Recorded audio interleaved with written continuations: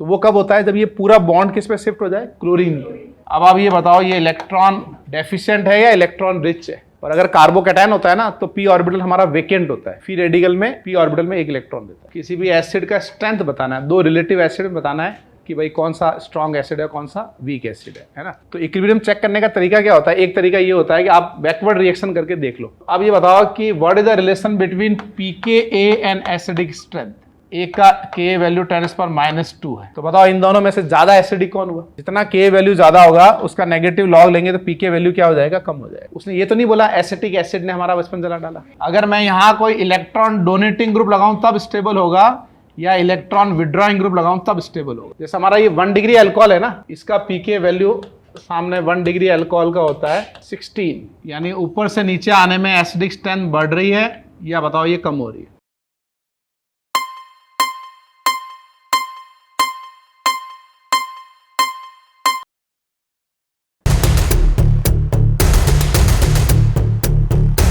और सब ठीक है?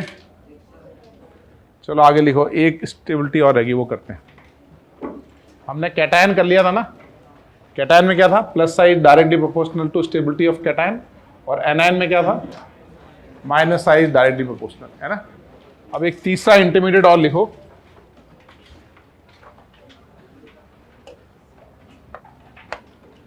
तीसरा लिखो आप फ्री रेडिकल।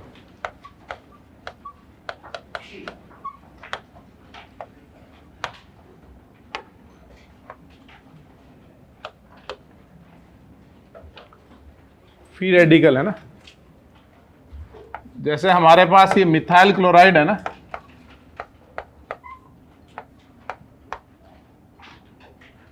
तो अगर हम ऐसा कुछ करें कि अच्छा एक बॉन्ड बनाने के लिए कितने इलेक्ट्रॉन चाहिए? 2, है ना। तो हम ऐसा कुछ करें कि एक इलेक्ट्रॉन इस पे शिफ्ट हो जाए क्लोरीन पे। ये single headed arrow, single head मतलब एक इलेक्ट्रॉन का मूवमेंट ऐसे बनाते हैं ना, तो मतलब कितने इलेक्ट्रॉन मूव कर रहे हैं? 2। कहाँ से कहाँ मूव कर रहे हैं? टेल टू हेड, यानी इसकी पूंछ से इसके सर तक। और अगर ऐसे बनाते हैं, इसका क्या मतलब है? सिंगल इलेक्ट्रॉन मूवमेंट, है ना, सिंगल हेडेड एरो। इसको बोलते हैं 2 सर वाला एरो, 2 इलेक्ट्रॉन का मूवमेंट। इसको क्या बोलेंगे? एक सर, सर मतलब एक हेड वाला एरो। ये समझ गए? ठीक है। तो यहाँ मैंने सिंगल हेडेड एरो बनाया क्योंकि एक इलेक्ट्रॉन यहाँ गया। अब बताओ इस तरफ क्या बनाएंगे? सिंगल हेडेड या डबल हेडेड? यहाँ भी बनाएंगे सिंगल हेडेड एरो, ठीक है। तो इससे क्या बनेगा हमारे पास? इससे बनेगा CH3 डॉट, प्लस नहीं बनेगा। ये जो बॉन्ड बना था ना, ये कैसे बना था? क्लोरीन के एक इलेक्ट्रॉन और कार्बन के एक इलेक्ट्रॉन से बना था। दोनों के एक एक इलेक्ट्रॉन से बॉन्ड बना था ना, कोवेलेंट बॉन्ड बना था, ठीक है। तो अब ये बॉन्ड जब टूट गया, दोनों ने अपने अपने इलेक्ट्रॉन क्या ले लिए? वापस ले लिए। ये फ्री रेडिकल बन गया। इसको बोलेंगे अपन फ्री रेडिकल। टोटल कितने इलेक्ट्रॉन है इस कार्बन के पास? 7 इलेक्ट्रॉन। और अगर कार्बोकैटायन कब बनता है? कार्बोकैटायन का मतलब क्या? उस कार्बन पे डेफिशिएंसी आ गई। डेफिशिएंसी मतलब क्या? उसका इलेक्ट्रॉन किसी ने ले लिया। तो वो कब होता है? जब ये पूरा बॉन्ड किस पे शिफ्ट हो जाए? क्लोरीन पे, तब आता है ना कैटायन। ऐसे एनायन कब बनता है? Carbon ion. हाँ, वो दूसरे का इलेक्ट्रॉन ले ले तो उस पर एक इलेक्ट्रॉन मतलब एक नेगेटिव चार्ज, है ना, खुद का गया मतलब एक पॉजिटिव चार्ज, ठीक है। तो अब हमारे पास ये आपस में जैसे लिया था, वापस ले लिया इन्होंने, तो ये 7 इलेक्ट्रॉन हो गए। तो इसको हम क्या बोलेंगे? Free radical. अब आप ये बताओ, ये इलेक्ट्रॉन डेफिशिएंट है या इलेक्ट्रॉन रिच है? डेफिशिएंट है। डेफिशिएंट मतलब ऑक्टेट से। ऑक्टेट कंप्लीट है या ऑक्टेट इनकम्प्लीट है? इसका ऑक्टेट क्या है? इनकम्प्लीट। तो ये अपना ऑक्टेट कंप्लीट करना चाहेगा, इनकम्प्लीट ही रहना चाहेगा? कंप्लीट करना चाहेगा ना, ठीक है। तो इसको हम बोल सकते हैं इलेक्ट्रॉन डेफिशिएंट। अच्छा, ये एक चीज और बताओ, ये क्लीवेज कैसा हुआ? ये होमोलिटिक क्लीवेज हुआ या हेटेरोलिटिक क्लीवेज? होमोलिटिक, है ना। होमो मतलब क्या? Equal distribution. बताया था ना प्रॉपर्टी, याद है ना प्रॉपर्टी?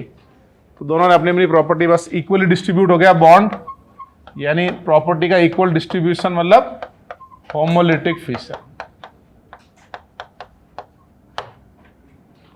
लिखो इसको पहले एक बार। और इसकी हाइब्रिडाइजेशन sp2 है। अल्काइल के फ्री रेडिकल बनता है sp2 हाइब्रिडाइज, यानी ये p ऑर्बिटल में एक इलेक्ट्रॉन रहेगा। और अगर कार्बोकैटायन होता है ना तो p ऑर्बिटल हमारा वेकेंट होता है। फ्री रेडिकल में p ऑर्बिटल में 1 इलेक्ट्रॉन देता है। कार्बन आयन में तो sp3 हाइब्रिडाइज हो जाएगा।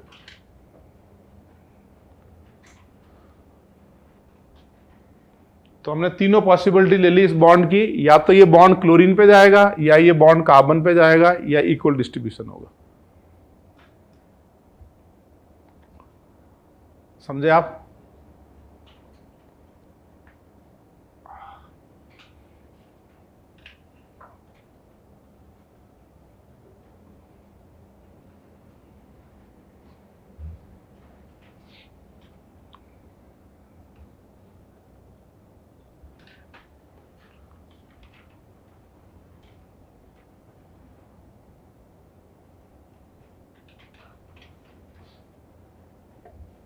सेकेंड लास्ट बेंच पे जो बैठे हैं, हाथ ऐसे करके लिखना भी है भाई। लिख लिए सारे? ये सारे पॉइंट लिख लिए तुमने? दिखाना जरा कॉपी में।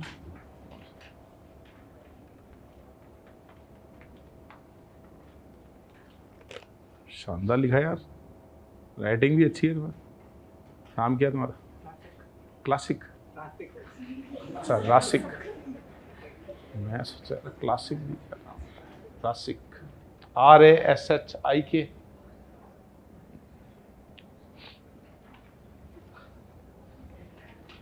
लिख लिया भाई सबने? आगे बढ़े।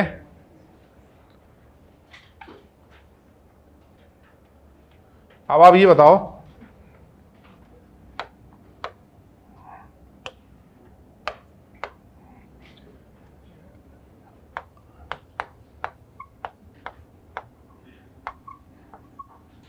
ये जो अभी मैंने बनाया है ये कितने डिग्री का फ्री रेडिकल है? 3 डिग्री। सेम वही डेफिनेशन, कार्बन के साथ 3 कार्बन लगे हैं, मतलब ये 3 डिग्री फ्री रेडिकल है। अच्छा, हमको पता क्या चलेगा कि फ्री रेडिकल है कि कार्बोकैटायन है या कार्बन आयन है? देख के पता चलेगा ना भाई। अगर डॉट बनाया मतलब इलेक्ट्रिकली न्यूट्रल, मतलब वो फ्री रेडिकल है ना। और ऐसे अब जरा ये जो अभी हमने रेडिकल बनाया है, रेडिकल या फ्री रेडिकल एक ही बात है, 2 डिग्री बना लिया। ऐसे ही हमने ये जो रेडिकल बनाया है ये 1 डिग्री है।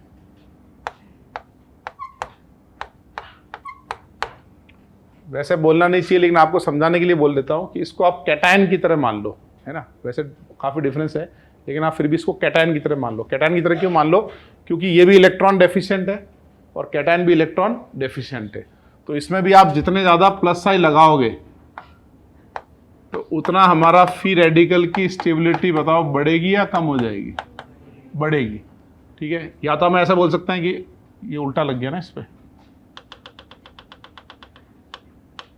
अरे यार, तो जितना ज्यादा प्लस आई होगा ना उतना उसका ऑक्टेट कंप्लीट होने लगेगा। एक तो ऐसे समझ सकते हैं कि मोर प्लस आई मोर स्टेबल फ्री रेडिकल, है ना, ऑक्टेट कंप्लीट होने लगेगा। दूसरा ऐसे समझ सकते हैं कि जब ये प्लस आई लगाएगा तो यहाँ पे आएगा डेल्टा डॉट, है ना, क्योंकि वो इलेक्ट्रॉन दे रहा है ना, तो ये आएगा डेल्टा डॉट, यानी ये डिस्पर्सन ऑफ इलेक्ट्रॉन हो गया 4 कार्बन के अंदर। तो हमारा 3 डिग्री ज़्यादा स्टेबल हुआ। फिर हमारा कौन स्टेबल हुआ? 2 डिग्री। फिर हमारा कौन स्टेबल हुआ? 1 डिग्री। तो plus I effect of free radical की स्टेबिलिटी में क्या रिलेशन हुआ? डायरेक्टली प्रोपोर्शनल हुआ या इनवर्सली प्रोपोर्शनल हुआ? Plus I directly proportional to free radical stability.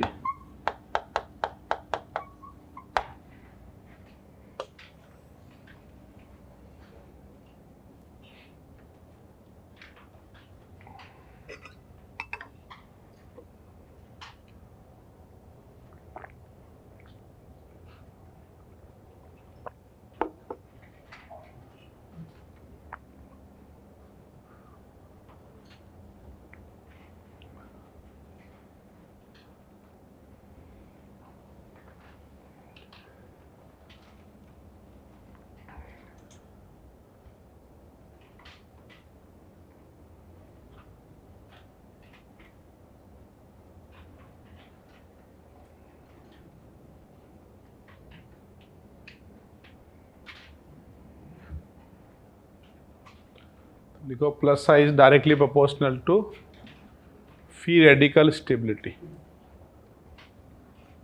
अब आपको डीपीपी का वो क्वेश्चन भी समझ में आ गया होगा।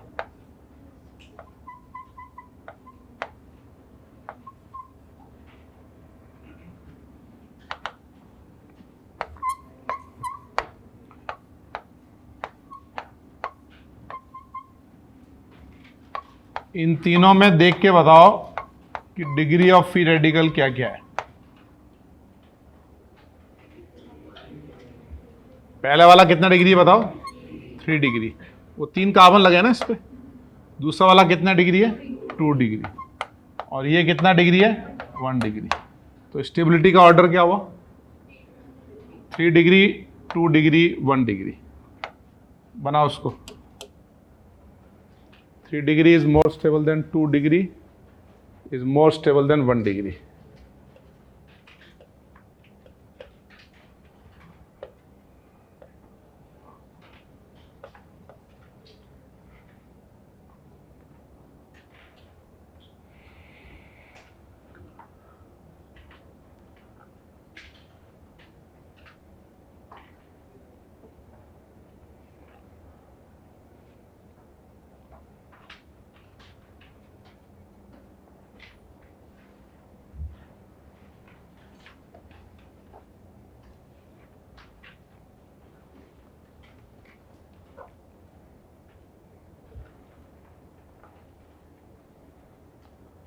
लिखा भाई सबने? बात समझ में आ गई स्टेबिलिटी ऑफ इंटरमीडिएट की, कैटायन, एनायन और फ्री रेडिकल, है ना। अब थोड़ा एक और एप्लीकेशन करते हैं इंडक्टिव की। आगे बढ़े, मिटा दें इसको। एक और एप्लीकेशन लिखो आप, एसिडिक स्ट्रेंथ।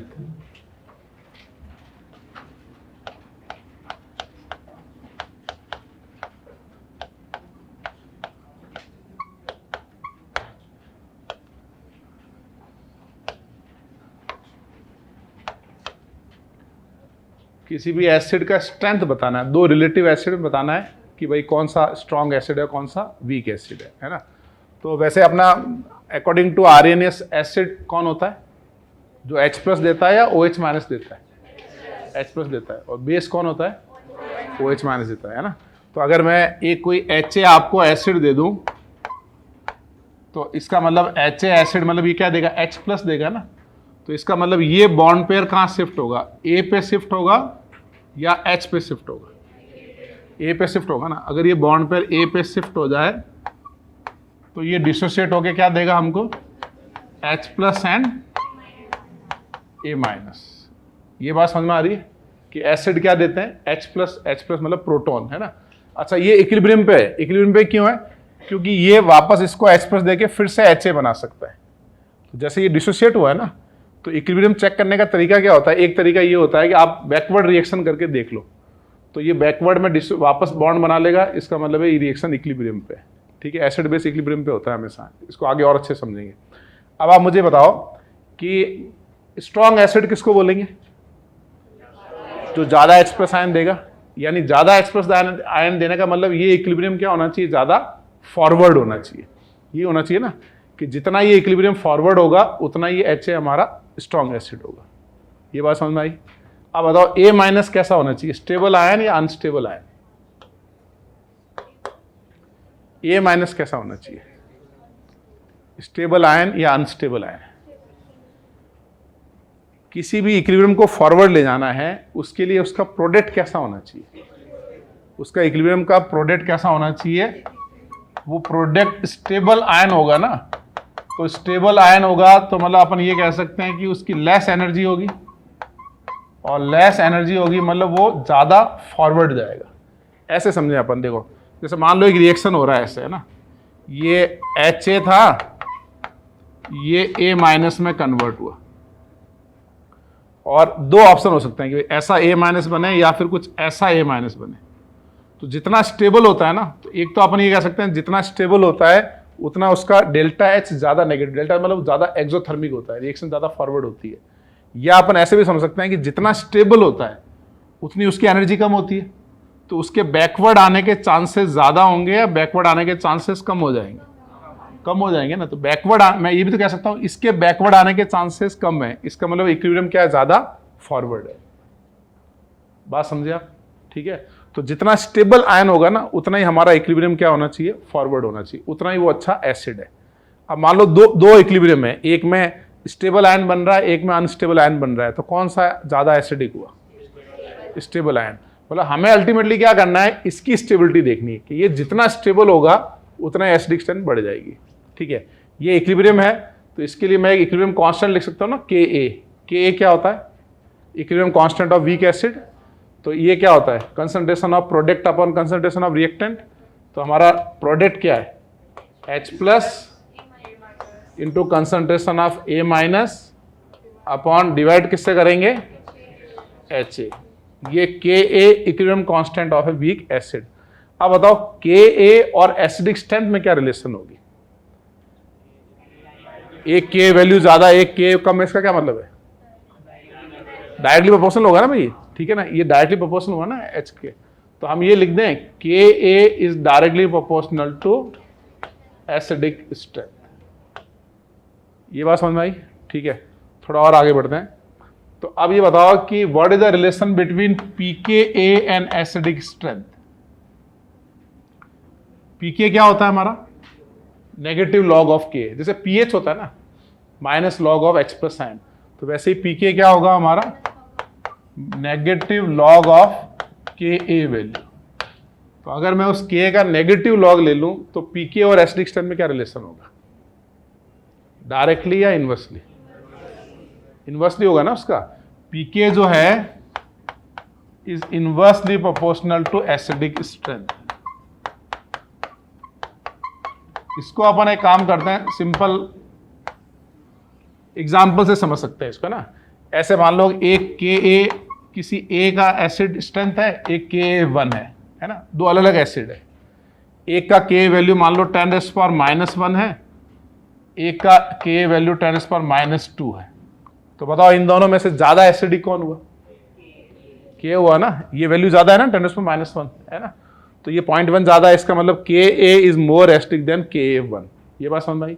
अगर मैं इसका pK लूंगा तो इसका pK वैल्यू क्या आएगी, pK में ये रखूंगा ना 10⁻⁻1, तो -1 आगे आएगा तो log 10 1 हो गया ना उसका, तो इसका pK वैल्यू 1 हुआ ना भाई। ऐसे ही बताओ इसका pK वैल्यू क्या हुआ, इसका pK वैल्यू 2 हुआ। इन दोनों में मोर एसिडिक कौन था, पहले वाला था ना, क्योंकि Ka तो डायरेक्टली प्रोपोर्शनल है ना, ये एसिडिक स्ट्रेंथ का ऑर्डर है। तो तुम समझे कि जितना Ka वैल्यू ज्यादा होगा, जितना Ka वैल्यू ज्यादा होगा उसका नेगेटिव लॉग लेंगे तो pK वैल्यू क्या हो जाएगा, कम हो जाएगा। तो pK हमारा इनवर्सली प्रोपोर्शनल हो गया और Ka हमारा डायरेक्टली प्रोपोर्शनल हो गया। यानी वो जो उसकी वैल्यू आएगी ना H प्लस से, उस समय पता चल जाएगा Ka ज्यादा मतलब मोर एसिडिक। ये बात समझे आप? ठीक है, तो पहले ये लिखो फिर थोड़ा और समझते हैं इसको।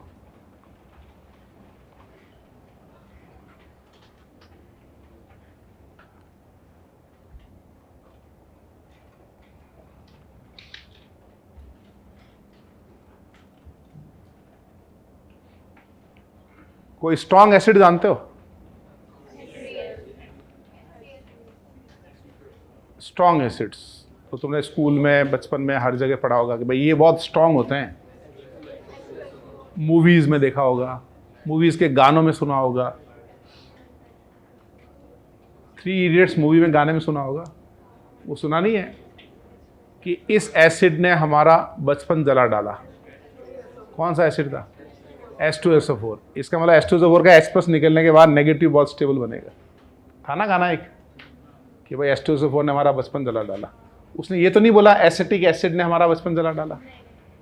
इसका मतलब H2SO4 स्ट्रॉन्ग एसिड, और ये भी नहीं बोला कि वाटर ने हमारा बचपन जला डाला।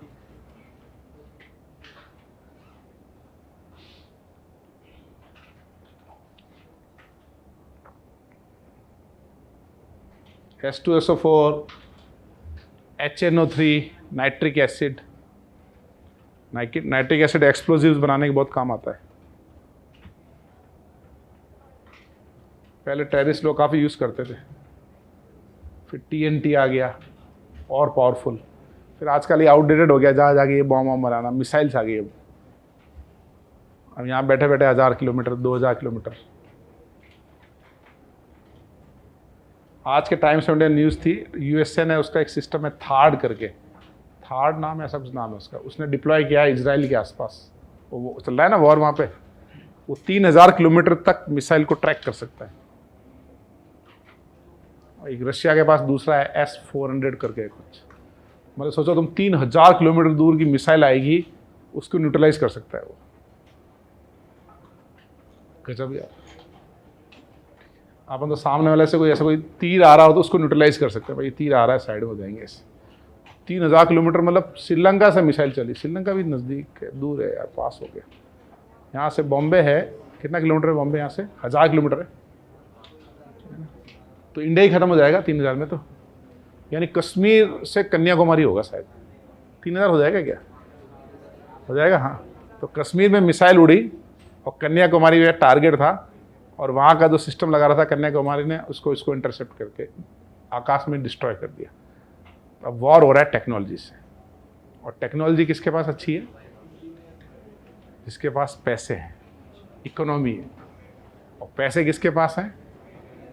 जिसके पास बड़ी बड़ी कंपनियों का कंट्रोल है, कंट्री के अंदर वेल्थ है ना। उनमें से अपकमिंग कंट्रीज कौन सी है?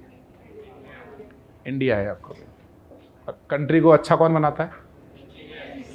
वहाँ के नागरिक, लोग, है ना।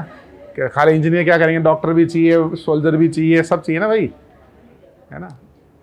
और अच्छे इंजीनियर्स के लिए गवर्नमेंट ने अच्छे इंस्टीट्यूट खोल रखे हैं।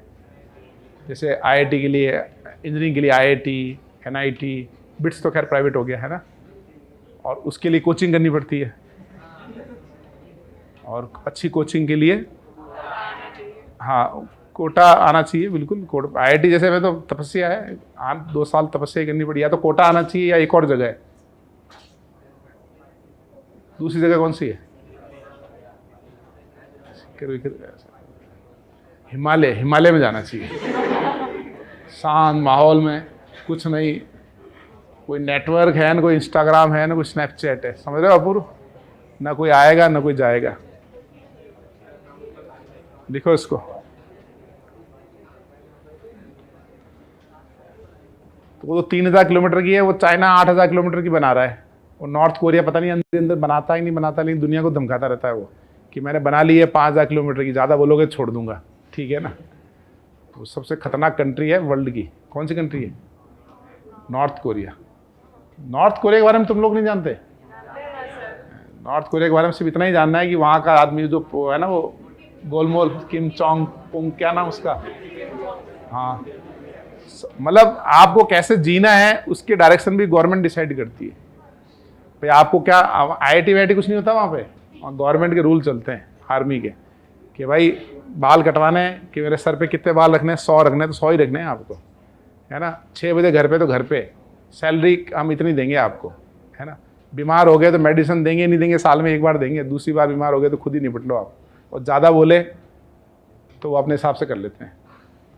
इतनी स्ट्रॉन्ग, इतना खतरनाक है उनका। और गलती से कोई आदमी कंट्री के बाहर चला गया और उसने कुछ बोल दिया, पहले तो बाहर जाता ही नहीं, पहली बात तो उनकी परमिशन के बिना, तो बाहर जाके कुछ बोल दिया उसने, तो उसकी पूरी फैमिली को पीछे, समझ रहे हो तुम? बहुत खतरनाक है यार। हम तो स्वर्ग में जी रहे हैं। यहाँ तो देश बैठे बैठे आप प्राइम मिनिस्टर को बोल सकते हो कुछ भी, प्रेसिडेंट को बोल दो, किसी को बोल दो, रोड पे चल लो, कोई रूल नहीं, कोई रेगुलेशन, बाल जितने चाहे रख लो, जो चाहे खाना खा लो, जो चाहे जॉब। स्वर्ग है, मतलब अपन इंडिपेंडेंस ज़बरदस्त की है। लिख लिया भाई सबने? तो तुम्हें अच्छा इंजीनियर बनना है, टेक्नोलॉजी बनानी है। अब ये बनाओ,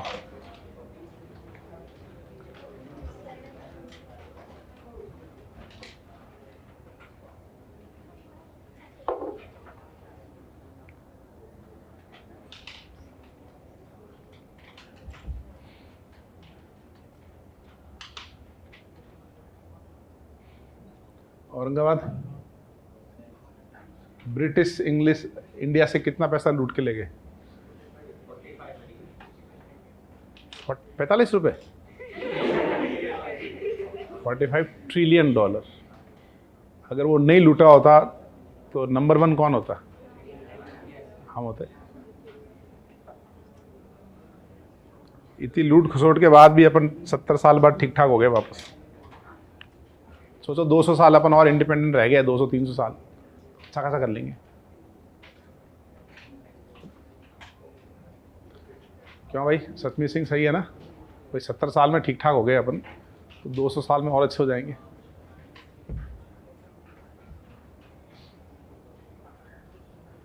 तो ये लिख लिया तुमने कि के ए डायरेक्टली प्रोपोर्शनल है और पी के इनवर्सली प्रोपोर्शनल है।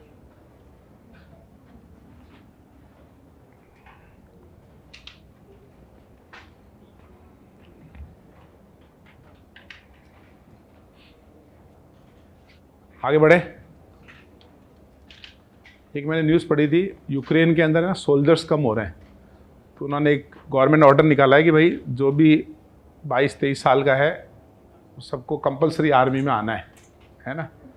तो कई लोग चले गए वॉलंटरी, कहीं गए ही नहीं, है ना। कि अपने से होता है ना, चुप के बैठ गया, मैं तो 22 का हूँ ही नहीं, अभी घर पे ही हूँ, मैं तो छोटा हूँ, ये वो। तो वहाँ कल परसों उन्होंने क्या किया, शाम को जितने वहाँ पे ग्राउंड थे खेलने के, वहाँ गए, है ना। वहाँ पुलिस गई, प्लस बार थे, डिस्को वगैरह जो होता है, डिस्को वगैरह होता है ना, म्यूजिक कॉन्सर्ट थे, वहाँ जा जाके लोगों को पकड़ लिया कि भाई जैसे अपूर्व 21 साल का है, गया ही नहीं लड़ने, है ना। तो अपूर्व म्यूजिक, वहाँ कॉन्सर्ट में म्यूजिक देख रहा है, या वो क्या स्टैंड अप कॉमेडी देख रहा है, पीछे से कोई आया, अपूर्व के यहाँ हाथ रखा और अपूर्व को ले गए वापस। उनको सोल्जर नहीं मिल रहे। अपने इंडिया में क्या हो रहा है, इंडिया में आर्मी की जब भर्ती होती है ना, तो भाई साहब पूरा एरिया जो है ना 2-3 किलोमीटर तक इतना भयंकर मतलब सिक्योरिटी रखनी पड़ती है, हज़ारों लोग आते हैं, एक सोल्जर चाहिए और एप्लीकेशन आती है 100। इतना मैन पावर का अपना फ़ायदा है। अगर आज गवर्नमेंट कह दे ना भाई हमको 5-10 मतलब 50 लाख सिपाही चाहिए, 50 लाख सोल्जर चाहिए, एक हफ्ते में पूरा हो जाएगा, कोई दिक्कत नहीं है। इतना अनएम्प्लॉयमेंट है, इतना यूथ है। 23% of the Indian young generation government job की तैयारी कर रही है। Bharat 23% of the young generation, समझ रहे हो तुम, वो मेन स्ट्रीम में है ही नहीं, इतने जॉब के लिए वो है। ये हमारा पॉजिटिव पॉइंट है। अगर मतलब वो कन्वर्ट हो जाएं तो सोचो आप कितना कंट्रीब्यूट करेंगे। तो इसलिए उनकी वजह से हम भी तो आसानी जी पा रहे हैं। पब्लिक कम होती है तो आप और हम ये थोड़ी पढ़ते होते कि एसिड कैसा होगा, अपन क्या पढ़ते हैं कि राइफल कैसे उठाते हैं, है ना, सीधी कैसे रखते हैं, थोड़े पुशअप वगैरह लगाते हैं। राइफल उठाने के लिए ताकत भी तो चाहिए, फिर थोड़ा पीछे बैग उठा के पहाड़ पर दौड़ना, है ना, निशाना कैसे लगाना है, एमरजेंसी क्या करनी है, ये सब अपन क्यों नहीं कर रहे हैं?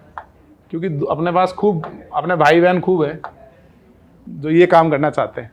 ठीक है, अब एग्जाम्पल लिखो। अच्छा तुमने ये नहीं बताया वो ए माइनस का क्या होगा, ए माइनस स्टेबल कब होगा? अगर मैं यहाँ कोई इलेक्ट्रॉन डोनेटिंग ग्रुप लगाऊं तब स्टेबल होगा, या इलेक्ट्रॉन विड्रॉइंग ग्रुप लगाऊं तब स्टेबल होगा? विड्रॉइंग हो गया ना, नेगेटिव चार्ज हो गया ना, ये प्लस आई में तो और इलेक्ट्रॉन डेंसिटी बढ़ेगी, अनस्टेबल। तो ये बताओ माइनस आई से एसिडिक स्ट्रेंथ बढ़ेगी या बताओ प्लस आई से बढ़ेगी? माइनस आई से बढ़ेगी ना। तो हमको एक और स्टेटमेंट लिखना चाहिए, क्या? Minus I is directly proportional to acidic strength and plus I is inversely proportional to acidic strength.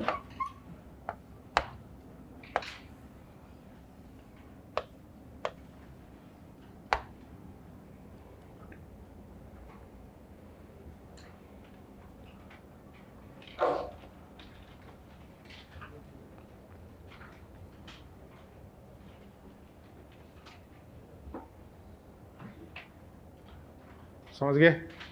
लिखा आपने minus I directly proportional to acidic strength, plus I inversely proportional to acidic strength.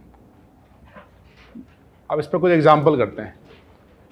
Example लिखो, compare acidic strength of the following.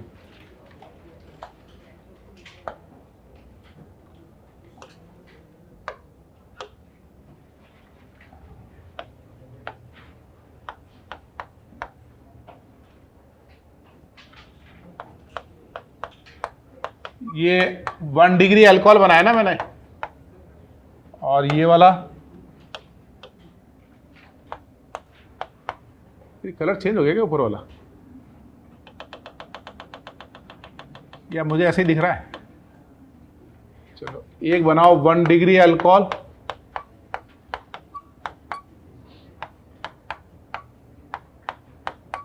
एक बनाओ 2 degree alcohol,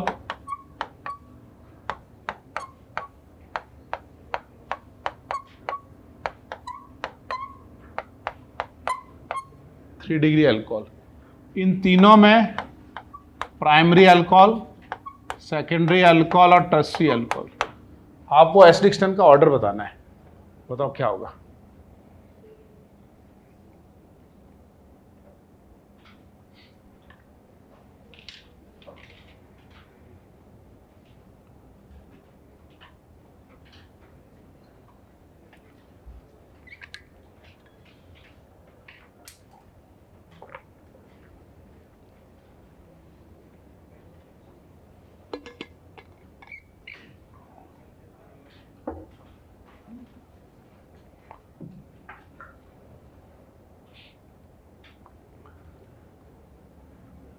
देखो acidic strength को अपन ये बताओ,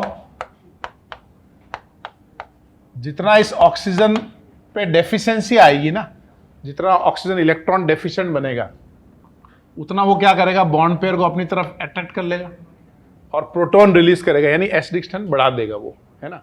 और अगर हमारा ऑक्सीजन इलेक्ट्रॉन रिच हो गया तो रिच होने का मतलब ये है, सपोज करो ये प्लस आई लगा रहा है ना, तो ये भी प्लस आई लगा रहा है इसके ऊपर, तो इससे इस पे इलेक्ट्रॉन डेंसिटी बढ़ रही है, तो इसका ये सिग्मा बॉन्ड अपनी तरफ अट्रैक्ट करने की टेंडेंसी बढ़ रही है, या बताओ ये कम हो रही है?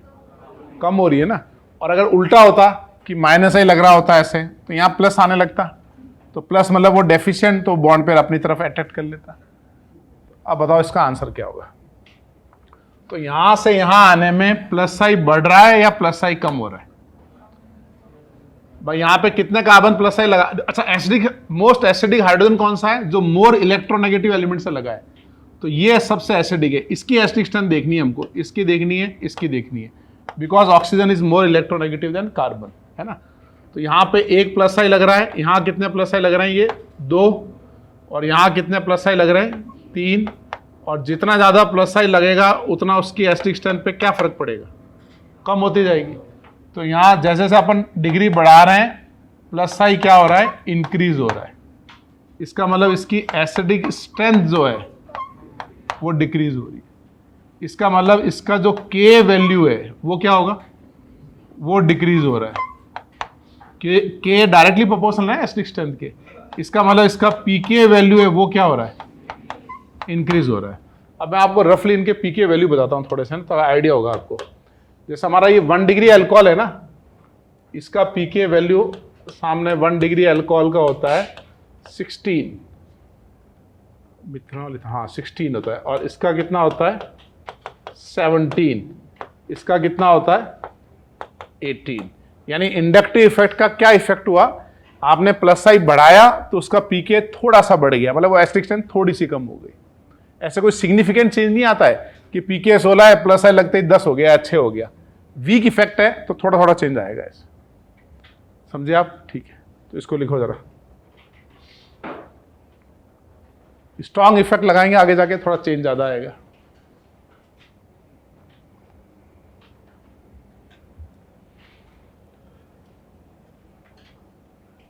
एएस का मतलब क्या है?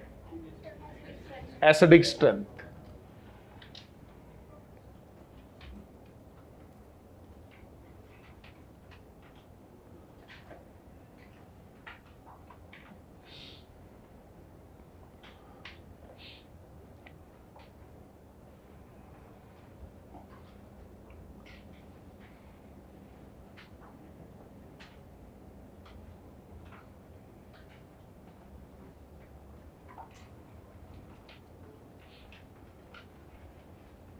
लिख लिया सबने? पीके वैल्यू भी लिख लिया ना इसका? आगे बढ़े। सेकेंड एग्जांपल लिखो।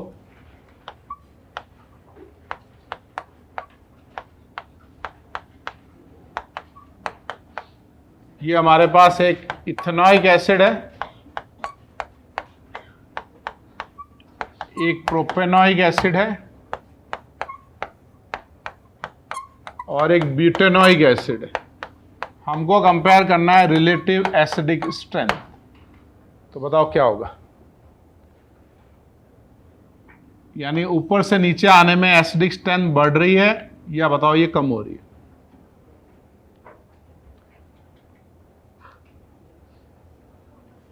भाई आपको है ना जो अनकॉमन चीज है वो देखनी है, एसिड तो सब में कॉमन है, उसको नहीं देखना है। ये CH2 भी कॉमन है, बस एक H की जगह पे मिथाइल लगाए और इसका भी एक H हटा के मिथाइल लगाए, तो बताओ ये मिथाइल कौन सा इफेक्ट लगा रहे हैं? प्लस आई। और प्लस आई जितना ज़्यादा लगेगा उतना एसिडिक स्ट्रेंथ पे क्या फर्क पड़ेगा? कम हो जाएगा ना, इलेक्ट्रॉन डेंसिटी बढ़ रही है, वैसे ही रिच है, उसको बॉन्ड लेने की जरूरत नहीं है। तो मैं ये लिख दूं plus I increases, acidic strength decreases, Ka value decreases and pK value increases because Ka directly proportional to acidic strength and pK is inversely proportional. क्या भाई समझे ये वाली बात?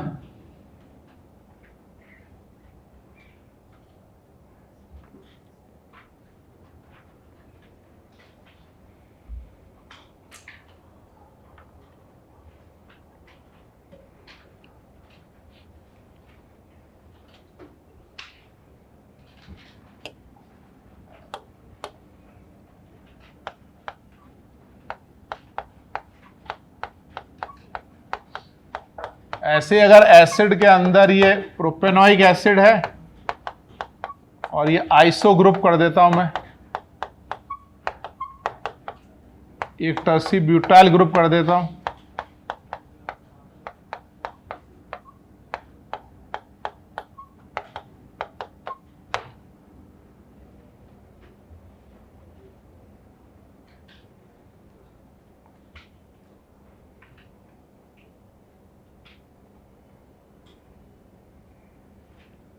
क्या बोलते हो? सेम ही रहेगा ना इसमें भी? इसमें भी हम कह देंगे प्लस आई इंक्रीजेस, एसिडिक स्ट्रेंथ डिक्रीजेस। आपको पूरा लिखना है, एस नहीं, acidic strength, Ka decreases, Pk increases. 2-3 बार पूरा लिखो कम से कम, एसिडिक स्ट्रेंथ। नहीं लिखा तो आगे वाले में लिख लेना।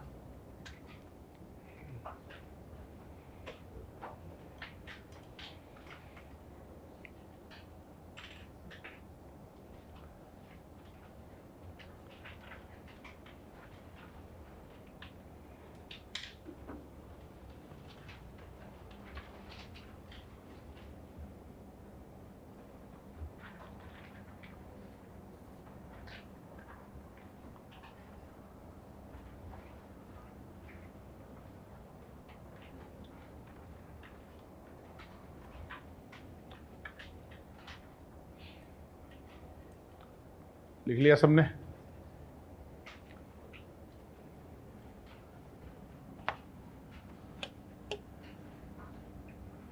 आगे बढ़े, डी वाला लिखो अब।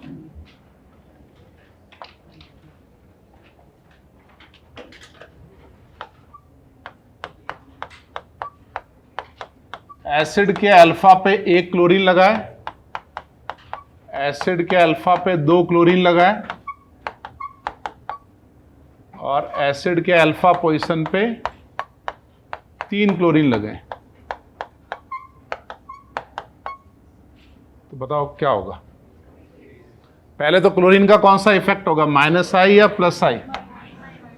माइनस आई होता है ना इसका, तो ये 1 माइनस आई और यहाँ पे 2 माइनस आई और यहाँ पे 3 माइनस आई। इसको अपन ऐसे समझ सकते हैं, ये माइनस आई लगाया, माइनस आई, तो ये बॉन्ड पेयर यहाँ शिफ्ट होने लगा, तो ये बॉन्ड पेयर यहाँ शिफ्ट होने लगा, तो इस पर डेल्टा प्लस आया, और प्लस आया मतलब डेफिशिएंट, डेफिशिएंट मतलब खूंखार, खूंखार मतलब बॉन्ड पेयर अपनी तरफ। समझ गए? या दूसरे तरीके समझो, जब H प्लस निकला तो यहाँ क्या बना, O माइनस, और ये जितने माइनस आई लगेगा नेगेटिव डिस्पर्स्ड होगा, मोर स्टेबल हो जाएगा, है ना? तो मैं ये लिख दूं, यहां से यहां आने में minus I increases, acidic strength increases, Ka value increases, Pk value decreases.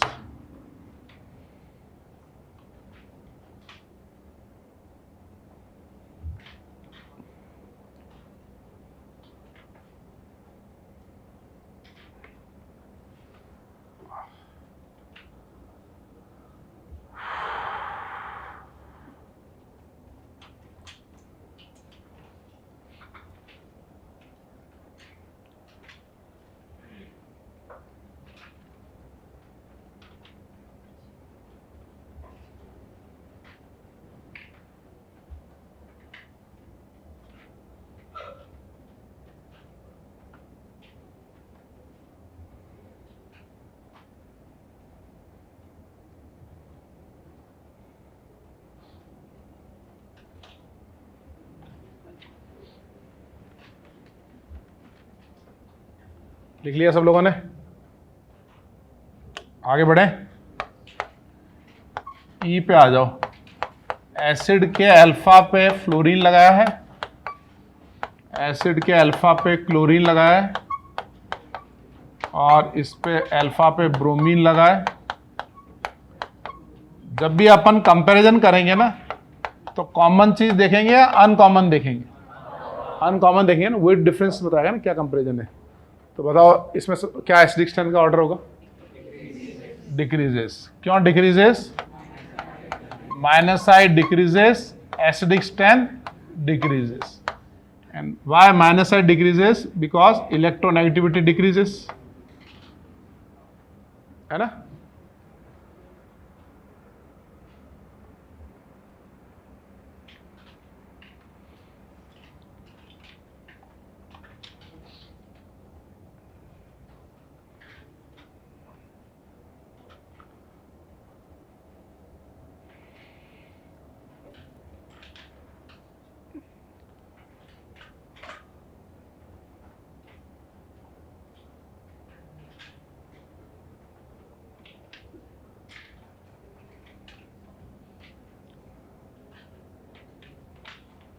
अरे दक्ष बाजू में बैठा, उसका नाम क्या है? दिव्यांश। क्या बैग में क्या गोल्ड वगैरह है क्या कुछ, या कुछ कोकीन वगैरह? तो उसको चिपका क्यों रखा हुआ है? ऐसे लिखने में आसानी होती है। अच्छा, ऐसे सस्पेक्ट लगता है एकदम, बैग ऐसे पकड़ के रखते हैं ना कि पता नहीं क्या ड्रग्स वग्स ले जा रहे हो या गोल्ड वगैरह। ड्रग्स में पता है लॉ, पता है ना क्या लॉ है? एग्जैक्ट अमाउंट तो पता नहीं है, शायद 20 ग्राम से ऊपर मिलता है ना तो नॉन बेलेबल ऑफेंस है, और 100-200 ग्राम मिल जाए तो 10-15 साल का काम है। सरकार टेक केयर करती है पूरा, 15 साल 20 साल की ज़बरदस्त स्ट्रिक्ट रूल है। तो तुम कभी अखबार में पढ़ते नहीं हो कि 2 तस्कर पकड़े गए, शराब के तस्कर पकड़े, अलग रूल है। ये ड्रग्स जो होती है ना, कोकीन वगैरह, इनका तो नॉन बेलेबल ऑफेंस है, पकड़ के सीधा अंदर। नॉन बेलेबल का मतलब समझते हो कि ना चाचा जी काम आएंगे ना मामा जी काम आएंगे, फिर नॉन बेलेबल 15 साल 20 साल ऐसे। तो एक चीज़ ध्यान रखनी है, अभी एक केस हुआ था एक मिडिल ईस्ट में, बॉम्बे से एक लेडी, मिडिल ईस्ट में कोई उसका रिलेटिव वगैरह कोई रहते थे, तो वहाँ पे एयरपोर्ट पे उसको एक पैकेट दे दिया कि यार ये हमारे रिलेटिव, उसको देना है। वो उसकी शादी हुई थी शायद वहाँ पे। अब वो बेचारी नहीं होता ना भाई, क्लोज किसी ने दे दिया, उसने बैग रख लिया, और उसने इस तरीके से पैक किया था वो स्कैनर में आया ही नहीं यहाँ पे, और वो वहाँ जाके स्कैनर में आ गया, है ना। शायद दुबई का केस था। अब फिर उसने कहा कि नहीं मैं तो मतलब मैं नहीं लाई, वो तो मेरे उन्होंने दिया था। तो उसको छूटने में, मतलब उसको प्रूव करने में 3-4 साल लग गए। तो कभी भी जब अपन ट्रैवल कर रहे हो, कोई अनजान आदमी हो, जानकार आदमी हो, उसका सामान लेने के पहले सोचना चाहिए, और अगर कोई दे रहा है तो उसको ओपन करके देख लेना चाहिए, स्पेशली जो छोटे पैकेट होते हैं, है ना। कोई बड़ा तो देगा नहीं ना, बोरी भर के देगा तो पता चल जाएगा ना यार। तो छोटे पैकेट जो होते हैं ना, समझ गए। और लॉ से हमेशा डरना है। ये अपन क्या लॉ, अपन छोटे छोटे रूल तोड़ते रहते हैं ना, अपने लगता है क्या है, जब अपन लपेटे में आते हैं ना उसके, तो अपने यहाँ कोर्ट बहुत अच्छे से काम करता है। पहले लोअर कोर्ट में चलता है 8-10 साल, है ना, फिर वो सेशन कोर्ट में जाता है, 10 साल वहाँ चलता है, फिर हाई कोर्ट में जाता है, 10-15 साल वहाँ चलता है। ये स्पीड का प्रोसेस बता रहा हूँ। फिर सुप्रीम कोर्ट में चला गया तो ठीक है, नेक्स्ट जनरेशन तक नंबर आएगा तब ठीक है। तो मतलब 40-45 साल केस तो नॉर्मल बात है, समझ गए। इसलिए लॉ से डरना है अपने को। कोई भी गलत, ऐसा नहीं कि बाजू में सब गलत कर रहे हैं तो अपने को लगेगा यार पूरा गांव ही गलत कर रहा है। होता ना, कई गांव होता है ना, पूरे गांव वाले मतलब तस्करी का काम करते हैं, ऐसे कई गांव होते हैं ना। तो तुम भी उस गांव में जाओगे यार, सारे तो कर रहे हैं, अपन भी कर लेते हैं। अरे उनका तो प्रोफेशनल काम है भाई, प्रोफेशनल है वो, अपना थोड़ी ही प्रोफेशनल होगा। ये बहुत बड़ा मिसकंसेप्शन होता है मतलब मिडिल क्लास जो अपने जैसे या लोअर क्लास जो मेरे जैसे होते हैं, कि वो क्या होता है भाई, आते हैं ना, मतलब स्टार्ट तो वहीं से किया ना यार, start from lower to upper तक हुआ, ठीक है। x to start from x to 300x तक है, ठीक है ना। तो मेरा कहने का मतलब कि ये मेरे पिताजी मेरे को बोलते थे, है ना, जब नया नया ऐसा कुछ, जैसे हमारा ननियाल जोधपुर हाईवे के पास है, कुछ डिस्प्यूटेड कुछ काम था, तो मेरे मामा जी पिताजी बोले कोई बात नहीं कर लेंगे अपन। अरे मैं कैसे कर लूँगा मामा जी, यार ये तो गलत है। तो बोला नहीं कर लेंगे। तो वो उस समय लगता था भाई 1 के 10 रुपये बन रहे हैं तो कर लेना चाहिए। फिर मैंने तो खैर किया नहीं, ठीक है ना। बाद में मुझे समझ में आया, क्योंकि उसमें लड़ाई झगड़े करना वो सब करना, कुछ लोग फ्री होते हैं, हाँ फुल टाइम जॉब है उनका कि भाई झगड़े करना, कब्जे करना, गोली चलानी, है ना, उनके सामने वाले परिवार पर नज़र रखना, फुल टाइम फ्री है। अपन उस काम के लिए थोड़ी है, अपने को लॉ नहीं तोड़ना है, समझ गए। कोई कह दे कि 1 रुपये के 100 रुपये बन रहे हैं तो बोला तू ही रख ले भाई, है ना। 1 के 100 बन रहे हैं मतलब पक्का गड़बड़ है। तो ऐसे किसी चक्कर में पड़ना नहीं है अपने को। ये तुमको इसलिए बता रहा हूँ कि तुम्हारा कैरियर बहुत ब्राइट है ना, कहीं छोटी मोटी चीज़ के चक्कर में ना पड़ जाए अपन। अब हमारे गांव में एक प्रॉपर्टी का एक केस था, मतलब हमारा इंडिविजुअल नहीं था, हमारे पूरे मतलब सोसाइटी समाज का था। तो जैसे हमारे यहाँ राजपूतों में क्या होता है, एक पॉल होती है, पॉल समझते हो, ये दरवाज़ा है ना, इसका हल्क वर्जन, बड़ा वर्जन है, पॉल होती है। पॉल में क्या होता है कि कॉमन, मतलब आपकी उस पॉल के पीछे हम लोगों के जैसे 40-50 घर हैं, तो आप चाहे कितने रिच हो उससे कोई मतलब नहीं है, या कितने इन्फ्लुएंस हो क्या मतलब नहीं है। आपकी जब भी इस परिवार में शादी होगी, उस पॉल में सारे गेस्ट आके बैठेंगे, है ना। तो सारे, कोई भी डेथ हुई, कुछ भी हुआ, तो सब वो एक कॉमन हॉल होता है, कम्युनिटी हॉल वैसे ना। उसके सामने एक लैंड थी, है ना, तो उसके सामने आने जाने का एक रास्ता था पुराना। मतलब पहले तो गाँव में कोई नक्शे तो होते नहीं थे, एक रास्ता था, रास्ते के सामने किसी का प्लॉट था। तो वो प्लॉट वाले ने क्या किया, थोड़ा सा मतलब आगे तक आ गया वो। तो हमारे वालों ने रिक्वेस्ट किया कि भाई थोड़ा रास्ता दे दो। तो उसने कहा कि नहीं मैं रास्ता नहीं दूंगा। हमारे वालों ने कहा रास्ता दे दो, उन्होंने कहा नहीं दूंगा। इस बात पे झगड़ा हो गया। झगड़ा का हुआ 2 जनरेशन पहले, और 2-4 चीज़ें और भी हो गई, ठीक है ना। अब वो 2 जनरेशन पहले झगड़ा हो गया। फिर जिसका वो प्लॉट है वो तो छोड़ छुड़ा के चला गया, वो तो कहीं गाँव में जाके, कहीं मतलब दूसरे गाँव में रहने लग गया, ढाणी में जाके रहने लग गया, और वो केस चला जा रहा है। तो केस चलते हुए हो गए करीबन 50-60 साल हो गए। एक ही कोर्ट में है अभी तक। मतलब अभी मुंसिफ होता है ना, मजिस्ट्रेट कोर्ट में तो, असली कोर्ट में तो आया ही नहीं है। सेशन कोर्ट तो बहुत दूर की बात है, हाई कोर्ट, सुप्रीम कोर्ट तो सिर्फ टीवी पे आते हैं, है ना। तो जब मैं बड़ा हुआ, मैंने कहा यार ये क्या चक्कर है, अपन झगड़ा किस बात का कर रहे हैं। बोला कि झगड़ा वो दादाजी के परिवार के भाइयों ने और उस बंदे के में झगड़ा हो गया था, वो ज़्यादा बोल रहा है, ये वो है ना। मैं कि मैटर क्या है, कि मैटर है रास्ते का। तो मैंने कहा रास्ता तो ठीक है, रास्ता तो 30 फुट है, अपन मांग लेते हैं ना उससे। तो वो कह रहा है कि नहीं मैं 25 फुट ही दूंगा। तो मैंने कहा 5 फुट का झगड़ा है, कि हाँ 5 फुट का झगड़ा है। तो अब वहाँ, अब गाँव में आप बोल भी नहीं सकते हैं ना यार, गाँव में बड़ा संभल के बोलना पड़ता है। तो मैंने पिताजी को बोला, मैं पापा ये तो झगड़ा मेन मेरे पिताजी चाचा जी वही सब कर रहे थे। मैं कि यार कितने सालों से आप परेशान हो रहे हो इससे, अपन बात कर लेते हैं, 25 ना 30 27 पे कर लेते हैं, मिड कर लेते हैं। दो अपने कौन से यहाँ पे कोई हाईवे पे गाड़ी चलानी है, अंदर आने के लिए रास्ता चाहिए। तो नहीं 30 फुट ही होगा। सामने वाले से मैं मिला, उसने कहा नहीं 25 ही होगा। फिर बोला 25 के अलावा एडिशनल बोलने लगा, आपके दादाजी के भाई ने ये कहा था, उसने ये कर दिया, उसने चाटा मार दिया, उसने ये मार दिया। अरे मैंने कहा देखो किसने क्या मारा, मैं तो था नहीं वहाँ पे, ठीक है ना, लेकिन कुछ तो तुमने भी किया होगा। तो ऐसे करके वो मामला एकदम, अब क्या जनरेशन चेंज होगी, नेक्स्ट जनरेशन आई, है ना। गलती दोनों तरफ से होती है वैसे। तो फिर क्या हुआ कि हमारे गांव में एक सरपंच बना, एजुकेटेड अच्छा आदमी, है ना, जो डोमिनेटिंग लोग हैं, तो वो सरपंच बने। वो बहुत एजुकेटेड, मतलब ग्रेजुएट वगैरह है ना, फेसबुक चलाने वाला है ना। मतलब फेसबुक से वो गाँव में पॉलिसीज़ बताता है। मतलब तुम्हें ये बताना चाह रहा हूँ कि भाई थोड़ा एडवांस है। उससे मेरे फादर ने रिक्वेस्ट की कि बोला यार हमारा मैटर सॉल्व करो। वो बहुत एजुकेटेड आदमी था, उन्हीं की तरफ का था। उसने समझाया उनको कि भाई ऐसा है कि इनके तो देखो आने जाने का पर्सनल तो है नहीं, सबका है, तो इसलिए आप 30 फुट दे दो। तो बोला नहीं 25 फुट। तो फिर फाइनली ये वो हमने कहा भाई तुम्हारी ये जो प्लॉट है इसकी रेट कितनी है, मार्केट रेट होती है ना किसी चीज़ की, भाई एक्स रेट है, तो अपन उसके एक्स के पैसे दे देते हैं उसको, है ना। बोला कि नहीं मेरे को बेचनी नहीं। तो हमने कहा एक काम करते हैं, एक्स के 2x देते हैं तेरे को। 2x किस लिए दे रहे हैं कि भाई तेरी प्रॉपर्टी और सब वो सब है ना।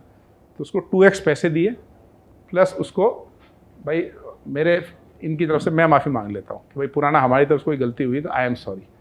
जैसे ही मेरे फादर ने बोला, मैं तो नहीं बोला, मेरे फादर ने बोला कि भाई मैं माफ़ी मांग लेता हूँ, तो जैसे ही मेरे फादर ने माफ़ी बोला, सामने वाला बोला नहीं आप क्यों माफ़ी मांगोगे, माफ़ी तो मैं मांगूंगा, हमारे वालों ने भी तो गलती की थी। अब इस बात पे झगड़ा स्टार्ट हो गया कि माफ़ी कौन मांगेगा। फिर तो भाई साहब ऐसा हुआ कि नहीं आप बड़े हो, मेरे पिताजी से तो छोटे थे एज में, वो भी 8-9 भाई, मतलब वो है ना, मतलब ऐसा लग रहा था कि 60 साल की लड़ाई है ना, एकदम मतलब 5-10 मिनट में सॉल्व होगी। इससे मेरे फादर के एक सॉरी बोलने से। फिर उन्होंने कहा नहीं सॉरी आप नहीं बोलोगे, माफ़ी मैं बोलूँगा। फिर हमने अच्छा 2x पैसे दिए, मतलब आपको कि आपको ये लगना चाहिए कि मैंने इनसे ज़्यादा पैसे ले लिए, है ना। और छोटी सी सॉरी बोलने से मैटर ख़त्म हो गया। कितने साल का मैटर था? 60 साल का, और वो गारंटीड 2-3 जनरेशन और चलता। ये पावर ऑफ लॉ बता रहा हूँ मैं तुम्हें, एंड पावर ऑफ सॉरी। छोटी छोटी चीज़ों को इग्नोर करना चाहिए, है ना। हर बात के लिए थोड़ी अपना वर्चस्व की लड़ाई बनानी है उसको।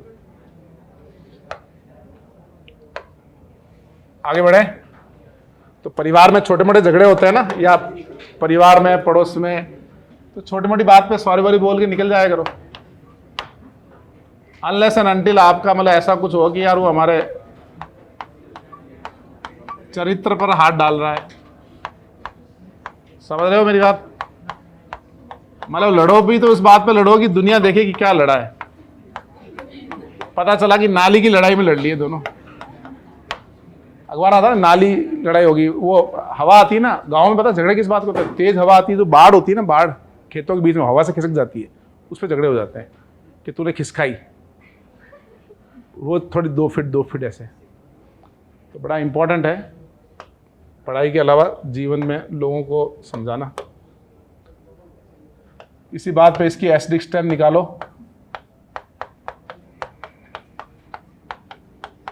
और आज के दिन में हमारे सबसे अच्छे मित्र वही हैं, हमारे सामने वाले जो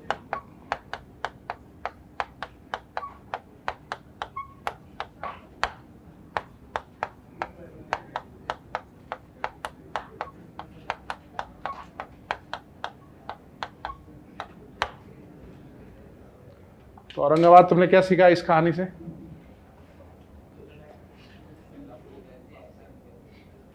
गलती पता ही नहीं ना किसकी थी, मतलब झगड़े को खत्म करना है।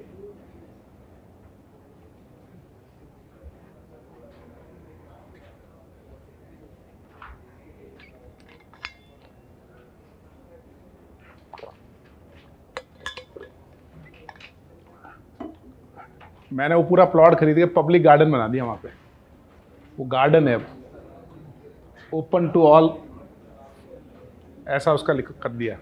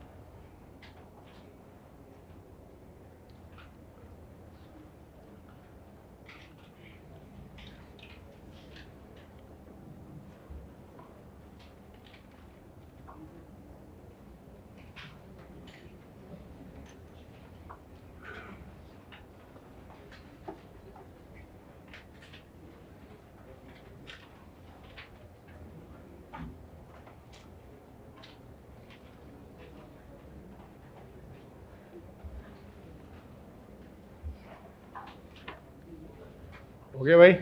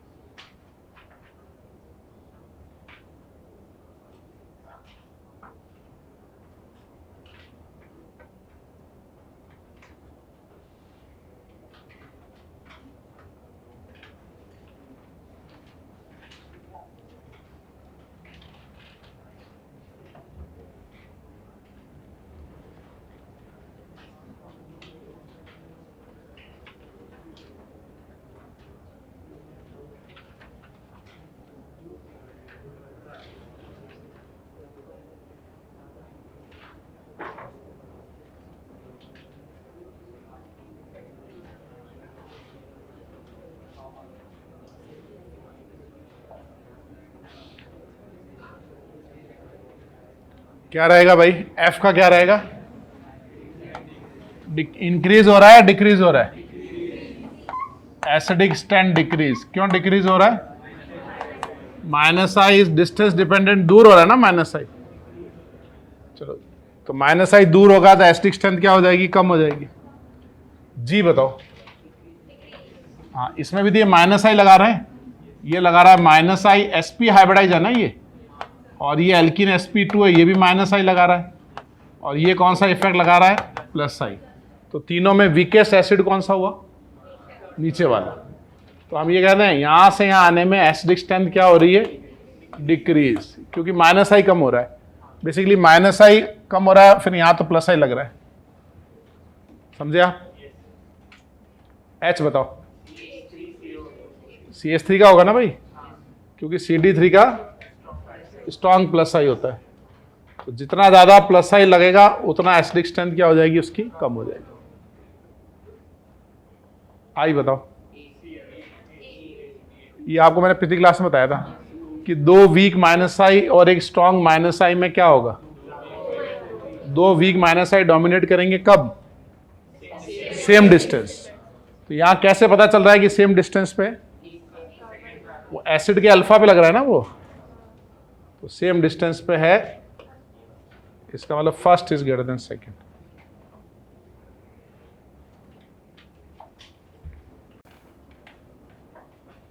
क्या भाई समझ लगा, ठीक है। तो नंतर क्या करना, सांगा डीपी का, ठीक है। चलो अब अपना इंडक्टिव इफेक्ट पूरा हो गया।